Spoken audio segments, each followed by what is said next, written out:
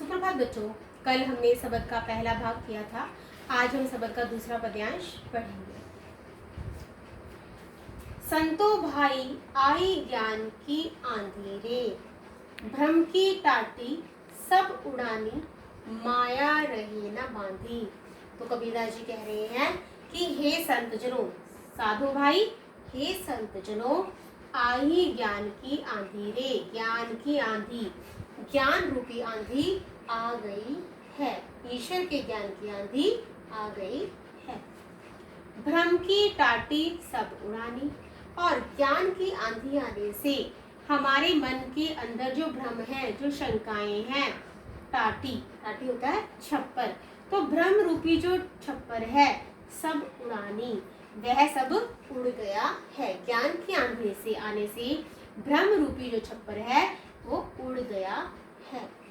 माया रही न बांधी, और अब जो माया है वो किसी भी जीव को अपने बंधन में नहीं बांध सकेगी। हिति चित्त की द्वै थूनी गिरानी, चित्त हृदय, द्वै दू, थूनी स्तंभ। और ज्ञान की आंधी आने से हमारे मन के अंदर, हमारे चित्त में, हमारे मन में द्वै थूनी, जो दो स्तंभ हैं। दो स्तंभ कैसे हैं? जो भ्रम रूपी, भ्रम और द्विधा रूपी जो दो स्तंभ हैं वो टूटकर गिर गए हैं। मोह बलिंदा टूटा, और मोह रूपी जो बल्ली है वो भी टूट गई है। अर्थात कहने का क्या भाव है कि ज्ञान की आंधी आने से क्या होता है, हमारे मन के अंदर जितने भी भ्रम है, माया है और जो मोह है, वे सब जो जितनी भी सांसारिक विषय वासनाएं हैं वो समाप्त हो जाती है। तृष्णा, तृष्णा का अर्थ होता है इच्छा, छानी मतलब छप्पर, परी घर ऊपरी, कुबुद्धि बुरी बुद्धि, बुरे विचार, का भांडा, भांडा बर्तन फूटा। और ज्ञान की आंधी आने से जो इच्छा रूपी छप्पर है वो उड़कर घर ऊपरी, घर के ऊपर से, घर कौन सा है? हमारे मन वाला जो घर है, मन रूपी घर के ऊपर से छप्पर उड़कर भूमि पर गिर गया है। यानी कि जितनी मन में इच्छाएं हैं वो समाप्त हो गई है।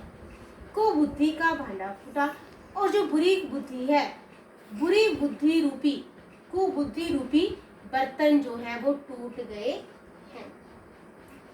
जोग जुगती करी संतो बांधी, जोग जुगती, योग और युक्ति के द्वारा करी संतो, संत जनों ने, साधु लोगों ने योग और युक्ति के द्वारा एक ऐसे छप्पर, एक ऐसी झोपड़ी को तैयार किया है। कैसी झोपड़ी को?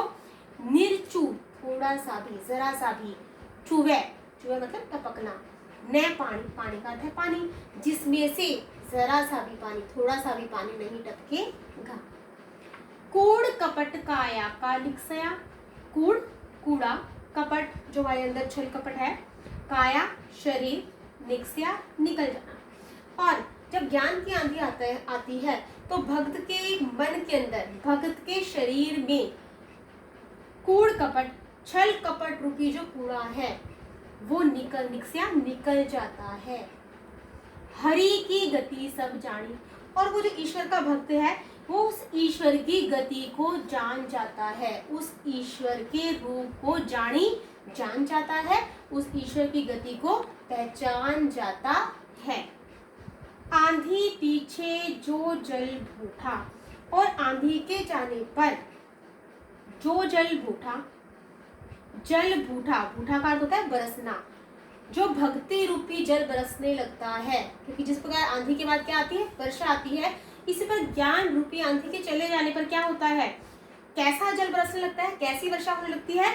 ईश्वर की भक्ति का जो जल है वो बरसने लगता है, उसकी वर्षा होने लगती है। प्रेम हरि जन भीना, प्रेम हरि ईश्वर, जन भक्त, भीना मतलब भीग जाना।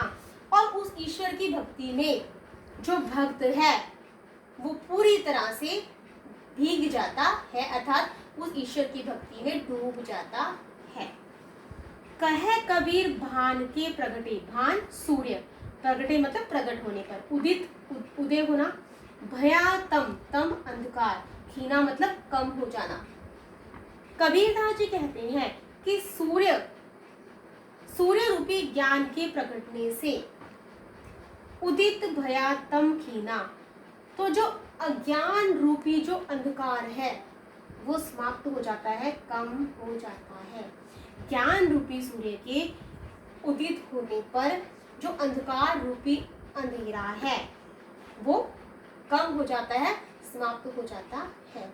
अर्थात यहाँ पे कहने का क्या भाव है, कबीरदास जी कहते हैं कि जब मनुष्य को, ईश्वर के भक्त को ईश्वर की प्राप्ति हो जाती है तो उसके अंदर जितनी भी सांसारिक विषय वासनाएं हैं वो समाप्त हो जाती है। और जब वह ईश्वर को जान जाता है, ज्ञान रूपी आंधी जब ईश्वर के ज्ञान में जब वो डूब जाता है, ईश्वर को पा लेता है, तो वह पूरी तरह से ईश्वर की भक्ति में लीन हो जाता